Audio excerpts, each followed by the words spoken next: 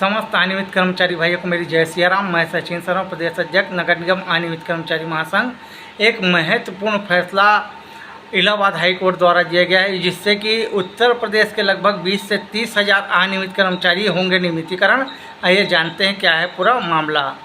Allahabad high court में लगभग 200 अनियमित कर्मचारियों द्वारा नियमितीकरण करने के लिए याचिका दायर की गई थी, जिसपे इलाहाबाद हाई कोर्ट की सुनवाई चल रही थी, जिसमें कि अनियमित कर्मचारी के वकील ने ये दलील दी कि लगभग 200 अनियमित कर्मचारियों द्वारा नियमितीकरण की याचिका दायर की गई है और ये सभी अनियमित कर्मचारी सीधा विभाग से पेमेंट पाते हैं और इन सब के पास नियुक्ति पत्र है और जिस काम को ये कर रहे हैं उसकी शैक्षणिक योग्यता रखते हैं।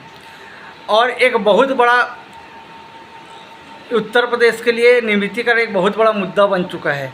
तो इस पर इलाहाबाद के जस्टिस ने सबको सुना और अपना फैसला सुनाया कि ये जितने भी 200 अनियमित कर्मचारी हैं, चाहे वो संविदा कर्मचारी हो, चाहे दैनिक वेतन, चाहे सीधा विभाग से पेमेंट पाता है, इन सब का नियमितीकरण तो हो गई। साथ में लगभग ऐसे कर्मचारी जो सीधा विभाग से पेमेंट पाते हैं, चाहे वो दैनिक वेतन हो या संविदा कर्मचारी हो, जिनके पास नियुक्ति पत्र है और जिस पद पे काम कर रहे हैं, अगर वो शैक्षणिक योग्यता रखते हैं तो पूरे उत्तर प्रदेश में सरकार ऐसे कर्मचारी को जिनका 10 साल से ऊपर हो गया, इन सब को नियमितीकरण करे। जिस पद में वो काम कर रहे हैं उसी पद में।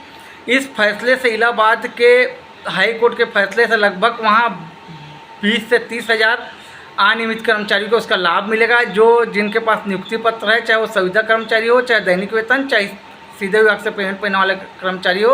अगर वो नियुक्ति पत्र रखता है और जिस पद पे वो काम कर रहा है उसकी शैक्षणिक योग्यता रखता है, तो उसी पद में उसको नियमित करने का आदेश हाई कोर्ट द्वारा पूरे उत्तर प्रदेश में दिया गया है।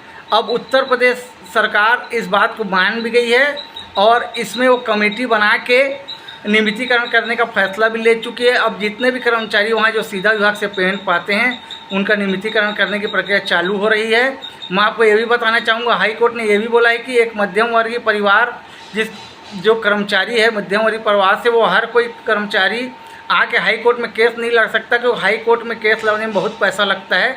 अगर उसका 10 वर्ष या 10 वर्ष से अधिक हो गया है तो सरकार को उसका नियमितीकरण करना चाहिए। ये अगर सरकार उसका नियमितीकरण नहीं करती तो उसके मौलिक अधिकारों का हनन है।